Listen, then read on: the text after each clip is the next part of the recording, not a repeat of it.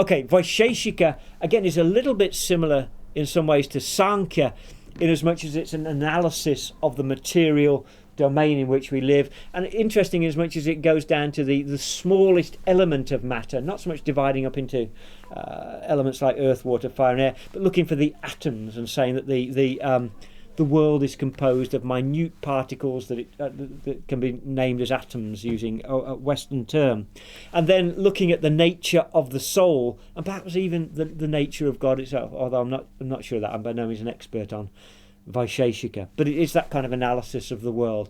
And then finally you have the Mimamsa school, which is quite interesting, the Mimamsa school, because although I don't think there are anyone around probably today who say, oh, I'm a Mimamsaka, a follower of Mimamsa, there certainly were in ancient times, and I think the spirit of Mimamsa is still alive, because Mimamsa really is very closely related to the Veda, and whereas the Vedanta system is focused primarily on the wisdom of the Upanishads, the Mimamsa philosophy or system is focused on the ritual portions. And what was I reading the other day? I was reading a book called Shankara Digvijay, just like reading on holiday, and very interesting to read about the life of Shankara. You can get a comic version, but amateurs can't have it. But very interesting because apart from the encounters that Shankara has with evil magicians who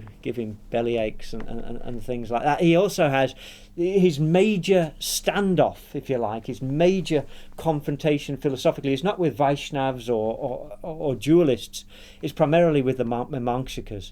And I think it's Mandana Mishra who's the great acharya of Mimamsa, and there's a number of debates described there, but Shankara's main debate is with Mandana Mishra.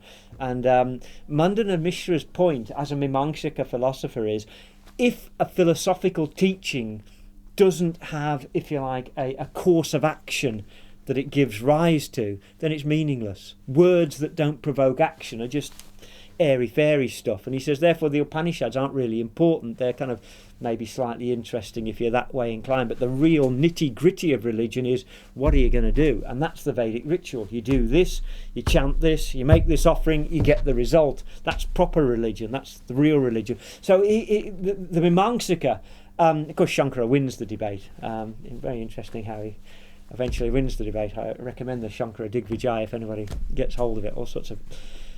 Anyway, we haven't got time to go into that. Fascinating stuff. But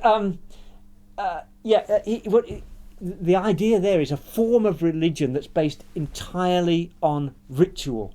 And I think we still see that strain within Hinduism, that much of Hinduism is ritualized and is looking for a specific result. Even in the temples, I think Fuller, in his book, The Camphor Flame, he talks about his experiences in the Madurai temple of the goddess.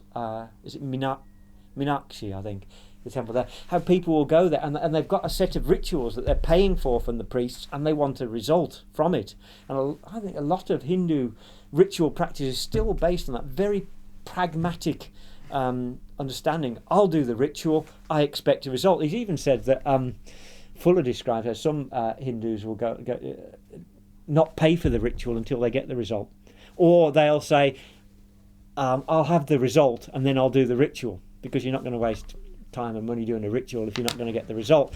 It's a little bit alien perhaps to some ideas of religion, but I think right from the very most ancient times, the Mimamsaka is a pragmatic religion that looks for a specific result as derived from the correct execution of the Vedic ritual. Okay, those are the 6 orthodox systems, and let's move on quickly then to a refinement of the Vedanta system.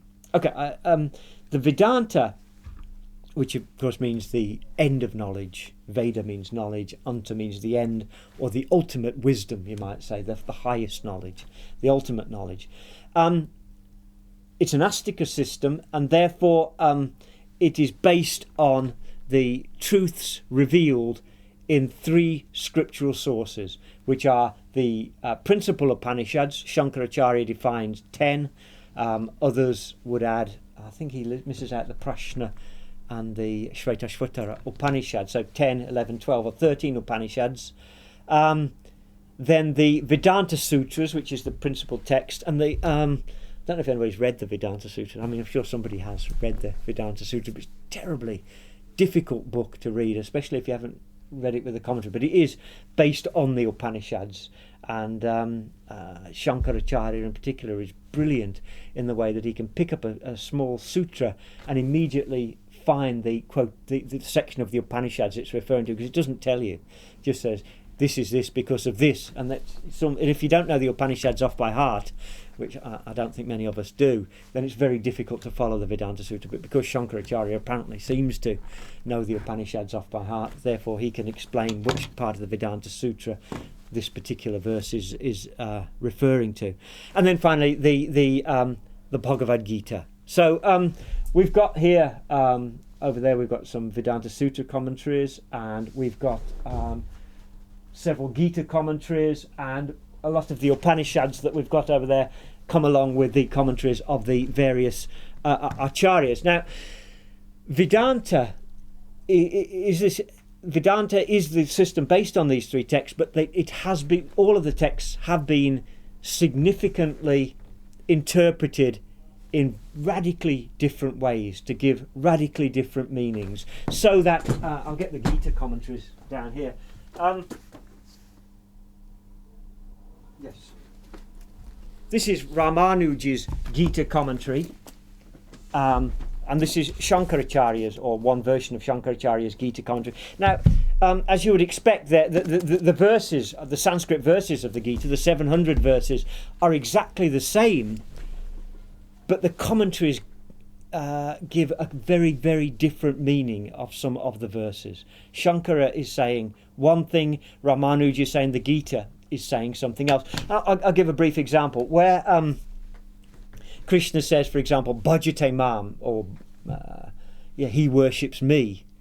Ramanuj, as a dutiful Vaishnava, will mean that means worshipping Krishna, doing puja, bowing down, chanting, the things that Vaishnavas do, worshipping. But Shankaracharya, perhaps being a little more subtle here, he'll say, who is Krishna? And he says, Krishna says in the 10th chapter, Aham Atma, I am the Atma. So we must understand that Krishna means the Atma. Therefore, when he says, Bhajate Mam, he worships me, that means he dedicates himself to the discovery of the Atman. And therefore, what the Gita is really teaching is that knowledge of the self as Brahman is the cause of moksha. Whereas Ramanuj, on the other hand, is saying, no, what the Gita actually means is, if you worship me, then God in his infinite mercy, due to his prasad, will save you. So, although it's the same text exactly, virtually word for word, letter for letter, the same Sanskrit text the Vedantists are talking about, the meanings they offer and the theology and philosophy they offer under the heading of Vedanta are radically different. And I think that's, again, another fascinating feature of Hinduism, of Hindu Dharma, is how under the heading of a single world religion you can have such radically different religious ideas. Radically different. I don't think any other religion could accommodate that level of difference and dissonance in the philosophical and theological teachings. The whole nature of God is presented quite differently, even though all these schools claim to be the true interpretation of Vedanta. So there are several different schools of Vedanta, but I want to focus on three, which are probably the principal ones. They are the Advaitavad of Shankaracharya. Then I want to look at the Visishta Advaitavad of Ramanujacharya, and finally the Dvaitavad of Madhvacharya.